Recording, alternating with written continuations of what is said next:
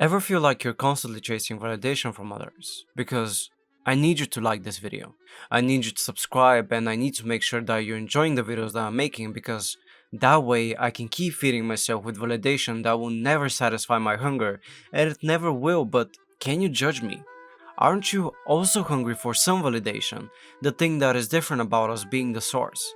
Maybe you want validation from your loved ones or someone who you inspire to be like. Whoever or whatever it may be, we can't stop wanting more and more validation, even if we do want to stop ourselves.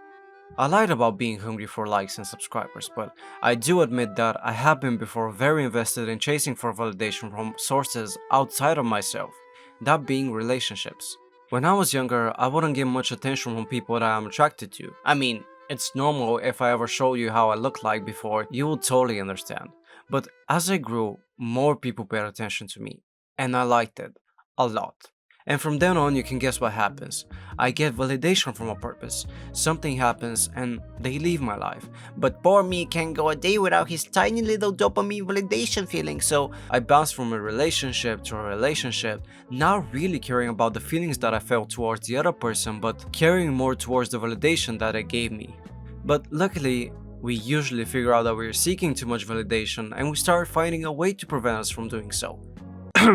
It's only didn't take me 2 years to figure out that I'm actually seeking validation. But staying away from seeking validation is hard.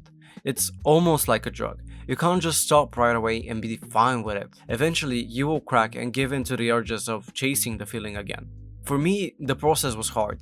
It took me so much time not only to realize my validation addiction, but also how to actually fix myself. But eventually, I started slowly figuring it out, and one philosopher that really helped me out in my healing process was Epicurus.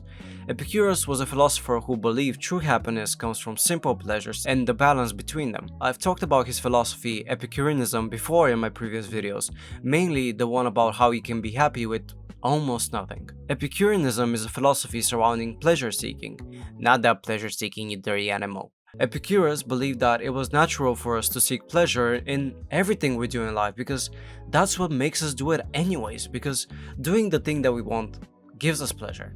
In Epicureanism, the desires and needs that lead us to pleasure are divided in three ways: natural and necessary, such as eating, drinking water, you taking a shower; natural but unnecessary, things such as luxury food, a private jet, so you can fly everywhere like Taylor Swift; and vain and empty desires, money, fame, and of course, validation. We as humans need little to be happy, despite modernity telling us that we need to get rich and famous in order to matter or be happy in this world. Simple and fulfilling pleasures would have been enough pleasure for Epicurus, but maybe not for us, because I know it's impossible to only indulge in pleasure that's only natural and necessary. That's obvious. But Epicureanism was all about balance in those three categories, because overdoing them can make all the pleasures harmful.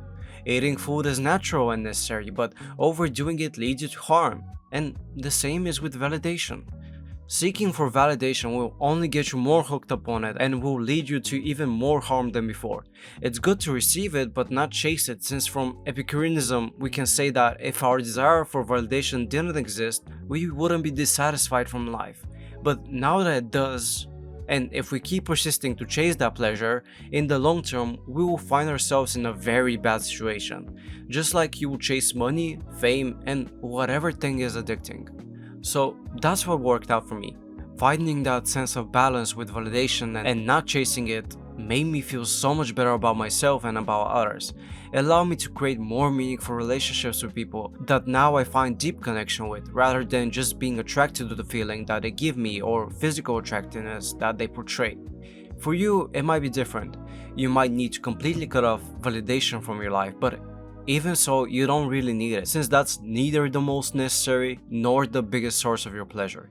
It doesn't matter which way you approach, whatever works out for you is the best way, so really think about it. If you're more interested in this philosophy, I highly recommend you reading The Art of Happiness, which includes everything I talked about in this video.